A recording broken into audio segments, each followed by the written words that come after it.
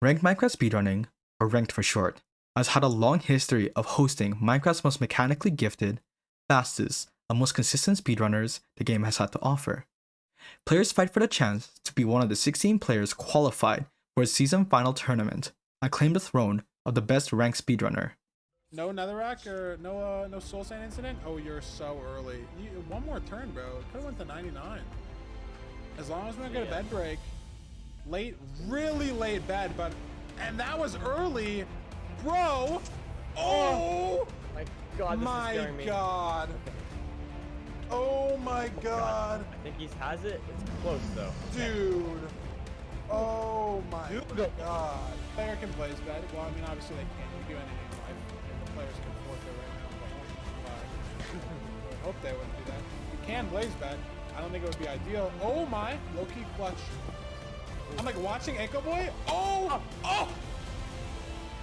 But it flips, and the anchor's on the bad side. And the bed is bad! And it's not axable, but they have TNT. But it's awkward placement on these blocks. It's awkward. They get it off though. Will the dragon? No dragon visibility. Dragon turns. It works. It works. Oh my god. Wow. We've seen him pull off some clutch zeros here. Let's see if he can finish this one off. You have so many bets. I think you made it. Yeah. Yeah, this should be it. I think he's got 7 beds. Is it enough? Is it 7 beds? I think he makes this. Is it enough? Yeah, there we are. Is it enough? What's up? Oh! Oh! Oh my god! Oh my god! The dragon was dead. It was so close. Oh my god! That has to be the most clutch zero I may have ever seen. My god. Despite its relatively short 2-year history, it hosts some of the community's greatest stories. This is one of them. What happens when you get a former world record player versus someone who has only lost 2 seeds in the whole tournament? Well, you get the first grand finals Ranked has ever seen. Doogile versus Silverr. But before we discuss the match, we need to explain Minecraft speedrunning.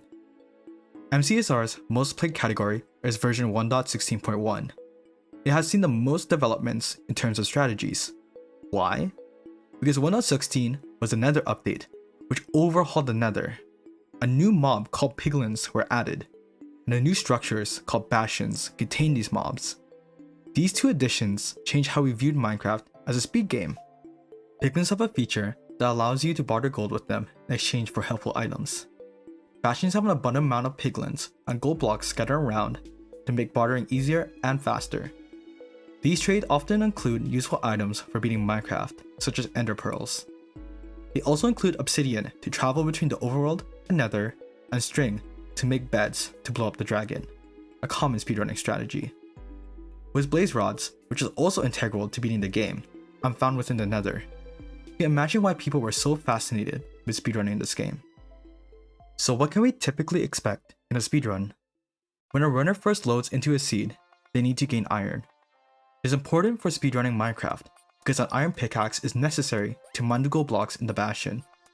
A bucket can be used to build nether portals, and a flint and steel are often needed to light the portal. A runner can obtain iron in many ways, which will be explained later. Once runners enter the nether, they will first head to the bastion. After trading their gold and gathering enough materials, they head to the fortress. When 6 or more blaze rods are obtained, they re-enter the overworld to measure their eye throw. Once they get the precise measurement, they re-enter the nether and build another portal to reach the stronghold. They enter the end, and with enough beds and explosives, they beat the game. This can usually happen in 2 ways, a 1 cycle or a 0 cycle. A 0 cycle is faster than a 1 cycle, but is much harder to execute and can have variations that cause the dragon to fly away or damage the player. This is a very condensed explanation of how to speedrun Minecraft. For more details, check out one of my previous videos, The Beginner's Guide to Watching a Minecraft Speedrun. I'll go more in depth when we watch both runners play. Chat. Hello. And welcome to the round of 16 stream for the Minecraft ranked playoffs. Are you guys excited? I'm excited. It's really early and it's earlier for nerdies, so. It is June 25th, 2023. Ranked has been out for a few months and has finished its first ever season. The tournament bracket is stacked with the best talent at the time, but also people who will consistently be featured in countless tournaments in later seasons. The number 1 ranked player, Silverr, is a heavy favorite coming into this tournament. Doogile, the world record holder at the time, failed to make the top 8 in the season and had to fight for a lower seed spot. Despite his lower seeding, he was someone not to be underestimated. The bracket was truly incredible. Fast forward a week, the grand finals between Doogile and Silverr are set to take place.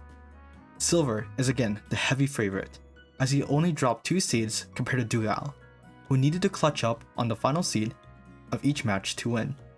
He will take place and etch themselves into MCSR history as the first person to win a ranked playoffs. Before each tournament set, the players can ban a specific seed type and choose to play the remaining types. If a game 4 or above is needed, players can choose any seed they like, including the bad ones. Seed types are the different ways a runner can enter a seed. These include Village, Shipwreck, Ruin Portal, Temple, and Buried Treasure. Game 1 sets the tone for why Ranked is so special. Hold up. Who exactly are Silverr and Doogile? Doogile's rise to Minecraft's top was not in speedrunning initially. He was, and still is, Minecraft's best speed bridger. He set world record times and amassed over 100k subscribers on his bridging channel. However, he found his passion in MCSR over 3 years ago, with its first time being submitted 1338. He soon began to get faster and faster paces until he finally accomplished something only a few had managed to get. 8:15 during the time was the world record for RSG, cementing himself as one of the GOATs of Minecraft speedrunning. On the other corner, Silverr is a speedrunning veteran, known for being number 1 speedrunner from Canada, formerly holding the world record in version 1.8, and has won many tournaments such as Twitch Rivals. However, his accomplishments in Ranked Season 1 was phenomenal.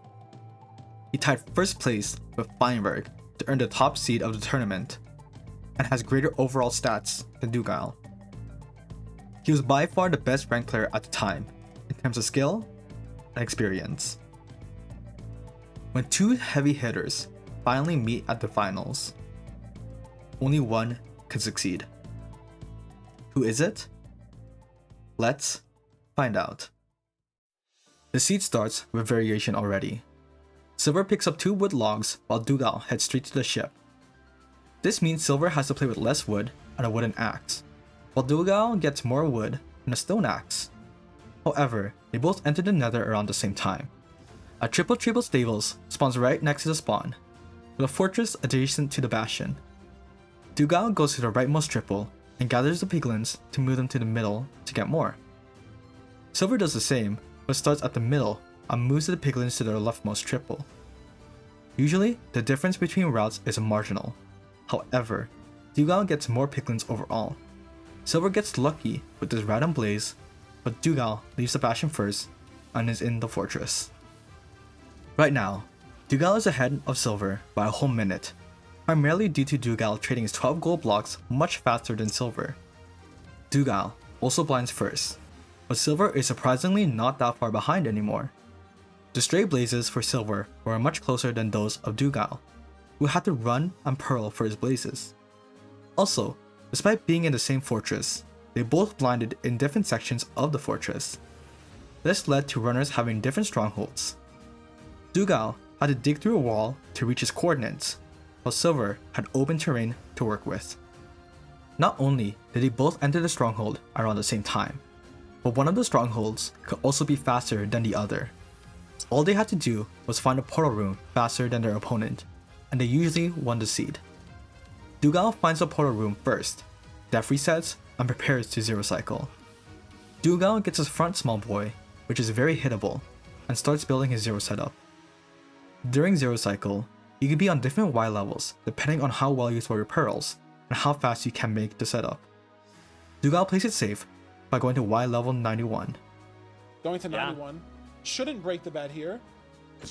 Yeah, it has 2 more turns here. Silverr trying to pull a Doogile method of digging through to the stronghold, but at this point, it's almost over. But no! Wow! Bed breaks! Dual bed break at 91. The rare, about 1 in 10 chance for that to happen, and suddenly Silverr is somehow back in it. If he can dig into the portal room, which he did fine. However, the dragon breaks his bed. It was an unlucky dragon height, and he could have done nothing unless he has gone to a different Y level. The good thing was Silverr could easily go to 91 as well. Plus, he wasn't even in the end yet. Around 40 seconds later, Silverr enters the end. Will he play it safe with 91 and experience the same bed break? Or will he push his mechanics in the grand final situation and go for a higher Y level? Charge an accident. Yeah, has no time. If he goes to 90 instead of 91, knowing that the bed breaks sometimes, doesn't get a break, he's going to 95. He's pushing it off of the bad pearl. He makes it. No break. Wow. Look at the speed. And he's going to probably hit it. How does he get down? A boat, perhaps? No health for a pearl, but pushes to 95, has to 6 bed, 1 health away from 5. Wow. No boats. Water bucket. He's going to slowly go down. I like the play. Silverr goes to Y level 95, despite having a slow start, and barely builds his setup to kill the dragon with 6 beds. It's 1-0 to Silverr, and possibly the closest grand final seed ending we'll ever see in ranked.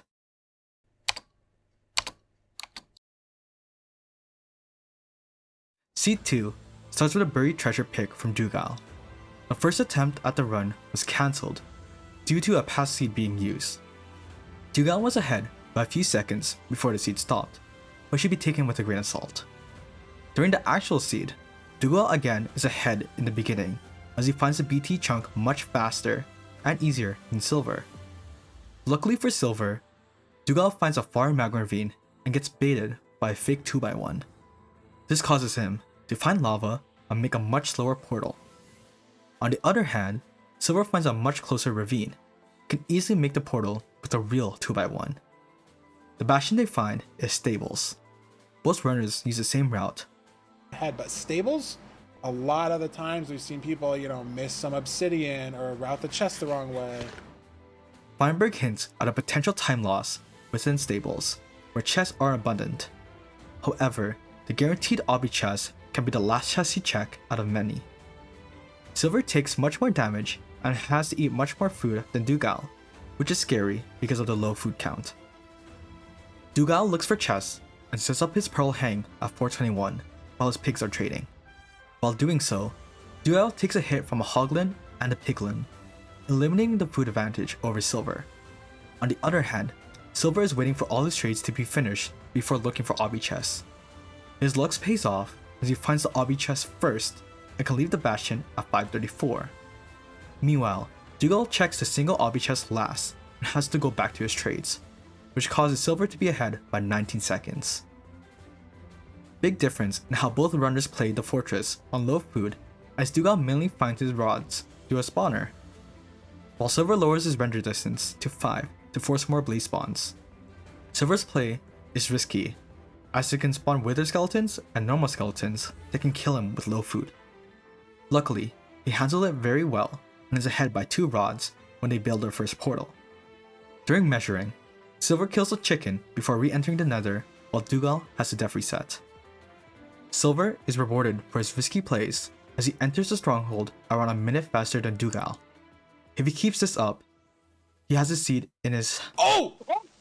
Silverr takes a death. No, man. Feinberg's and Nerdy's reaction say it all.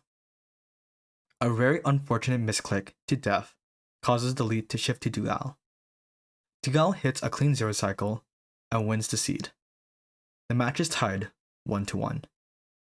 If you learned anything from these 2 matches, it should be that no matter how much the opponent is in the lead, an unlucky event could easily cause the odds to be in your favor.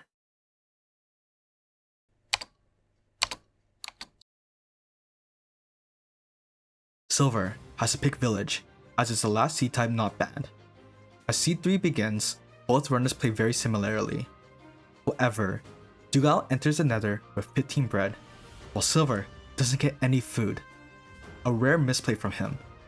Food is essential for a speedrun because it allows runners to play more confidently for risky plays and eliminates the need for a death reset, which is time consuming.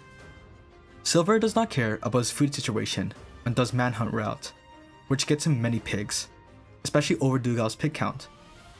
Manhunt is risky because you can get overwhelmed by high pig count and take a lot of damage.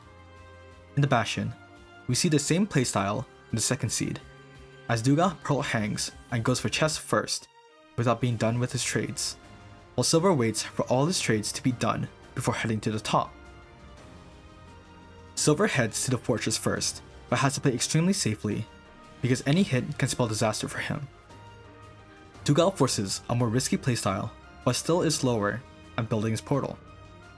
The redeeming thing about Doogile's pace is that Silverr is completely out of sprint and has to hunger reset twice before even leaving the fortress.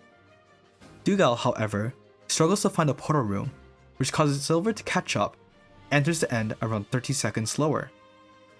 However, ranked games can be decided in a few seconds, and Doogile should get the perch faster on average, and gains the lead 2-1.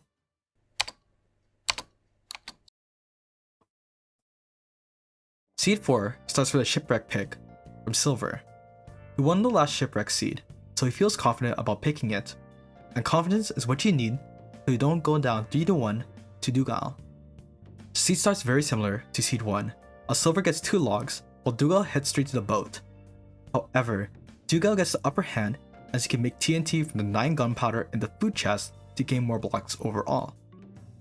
Doogile is a bit sloppy as he crafts 20 buttons, a rare misclick from one of the most mechanically gifted speedrunners out there. Silverr is ahead going to the Nether, but without the blocks that Doogile has, he is at a slight disadvantage. The disadvantage quickly turns to a time advantage, as the terrain to the Bastion is very easy and does not need many blocks, so Doogile's play is much slower. On average, getting blocks is quicker because you never know how awful the Nether is. But with the hindsight, the TNT play is slower. Another interesting play from Silverr is that he trades the triple gold first to get an early pearl hang and then trades a good gap. These plays to get ahead of Doogile creates opportunities for Silverr to pull ahead in his time lead. Silverr hits a clean pearl clutch and is much faster than Doogile in the fortress. Doogile is...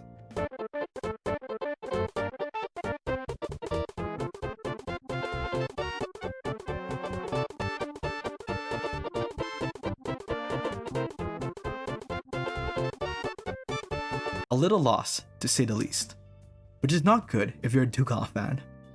The navigation mistake from Doogile is big enough that Silverr is comfortably ahead of the rest of the seed and takes game 4 2-2. Even though Silverr failed his 0 cycle, Doogile just could not catch up in the end.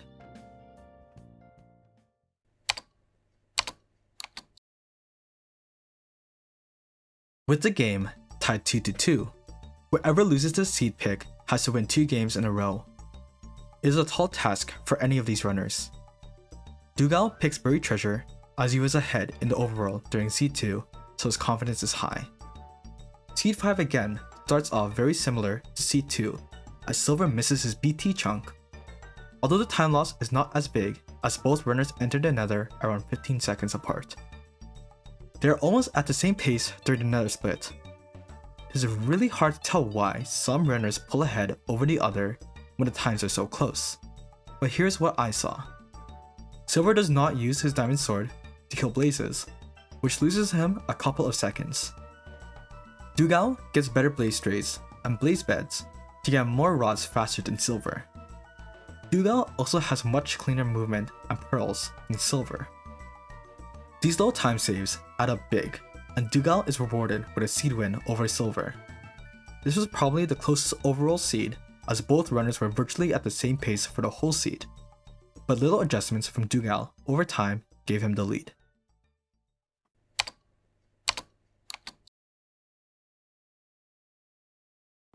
Seed 6 begins with a Ruin Portal pick by Silverr. This is interesting as Doogile previously banned Seed type, so Silverr is taking advantage by attacking his weakness. The seed starts with a Ruin Portal and a village? The filters only look for the specific structures for the seed types, so overlapping structures can happen. Another great thing is that Silverr remembers his food. No runner has the advantage going into the nether as they both enter simultaneously. Going to the Bastion, Silverr has had a big upper hand as he finds better terrain. Doogile went hard left right here, which caused him to go too far away from the intended path, while Silverr had stray hoglins dissuading him from following Doogile's path. There's nothing really to note about the rest of the game, as Silverr's lead carried his momentum to the end of the game. It was hard for Doogile, as he lost 50-50 to random terrain nav, and would have been much more competitive if he had gone down Silverr's path.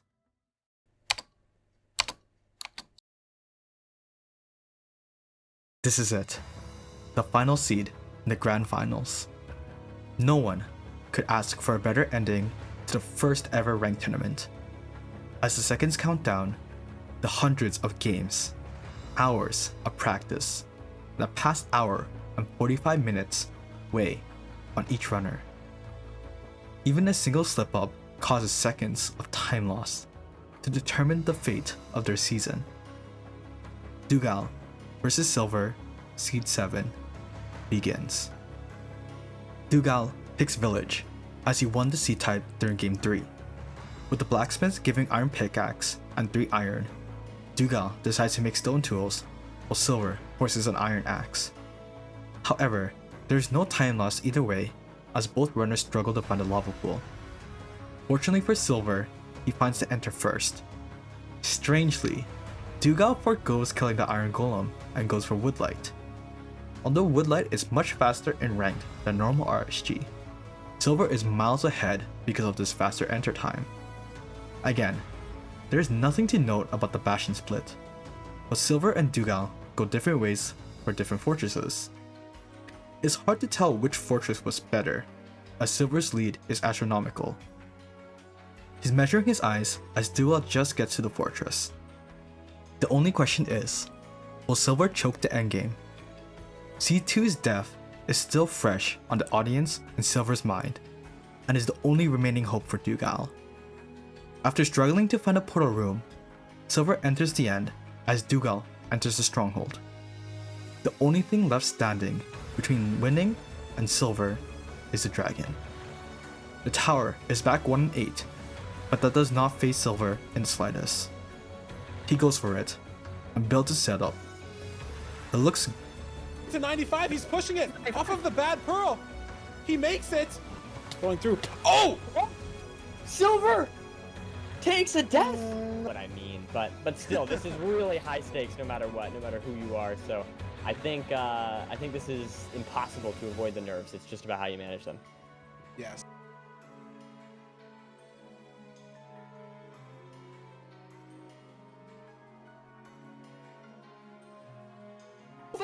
Oh! Oh my god. The water bucket came. The water bucket came so late, and Doogile's now in the same stronghold. The nav was terrible, but it's a hittable 0. And oh my god. Wait, is it a Silverr with a phenomenal reaction time to save his season, but it's not over yet. Doogile can enter the end and hits his 0 cycle. However, perch? If Doogle's gonna hit the 0, it's over. Does he have blocks? He has no blocks. Yeah, going for it. He can't go for it. He has no blocks. And now, oh my god, no perch from 0. It's a perch race for the end. I mean, oh my god, what? Scriptwriters working overtime for this one, dude. What is happening? Doogile. it is a perch race, but Silverr has a time advantage. With the dragon perch, both runners have to pay for RNG to go their way. Luckily, or unluckily, depending on who you like more, Silverr gets the final perch of Season 1 and is crowned champion of MCSR ranked over Doogile. An incredible way to end one of Minecraft's most important tournaments, and the one which will set a new precedent for production and runner skills for the rest of Minecraft's history.